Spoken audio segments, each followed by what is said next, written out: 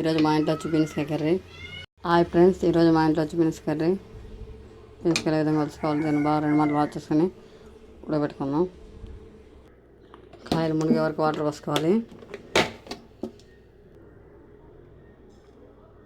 ఇప్పుడు ఇందులో ఒక స్పూన్ సాల్ట్ వేసుకుంటున్నాను. దీన్ని ఒక 10 నిమిషాలు కుక్ చేసుకుందాం. చూడండి, బీన్స్కాయలు ఉడికిపోయాయి. సగం ఉడితే సరిపోతుంది. మళ్ళీ మనం పులుసు సగం ఉడకబెట్టుకున్నాము. ఆయన ఫిల్టర్ చేసుకుందాం.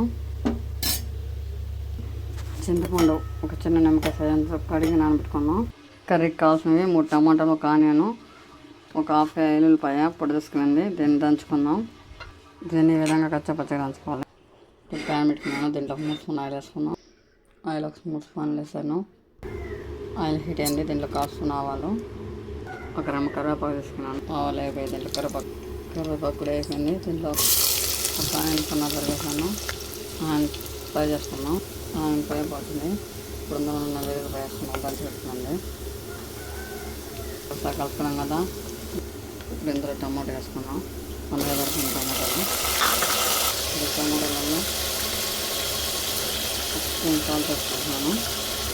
ఇప్పుడు ఒక 5 నిమిషాలు పెట్టుకుని టమాటాలు మెట్టుకోవచ్చు. ఇందులో ఒక స్పూన్ గరం మసాలా, 2 స్పూన్ల కారం కూడా ఫ్రై చేసి ఇప్పుడు మనం ఉడకబెట్టుకున్న బీన్స్కాయలు వేసుకుంటున్నాము. చింతపండు బాగా పిసుకున్నాము. గుజ్జుకి చింతపండు పిసుకొని నీళ్ళండి.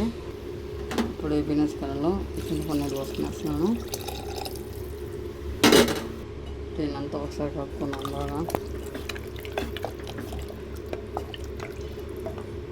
ఒకసారి నేను చెక్ చేస్తున్నాము ఉప్పు కారం సరిపోయిందో లేదో.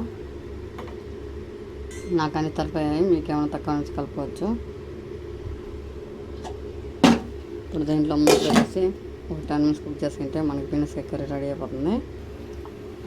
కర్రీ ఉడుకుతుంది. నేను స్టవ్ ఆపేస్తున్నాను. ఉడిపోయిన కొత్తిమీర చల్లుతున్నాను. ఆ వేడి ఉడికిపోతుంది కొత్తిమీర. ఇంత ఒకసారి బాగా కలుపుకుందాం. చూడండి, వేడి రైస్ వేసుకున్నాను. మనం కర్రీ వేసుకుందాం.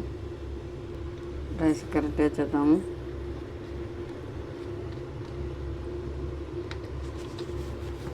టేస్ట్ సూపర్గా ఉంది. మీరు ట్రై చేయండి. నచ్చితే లైక్ చేయండి. Please subscribe to my channel.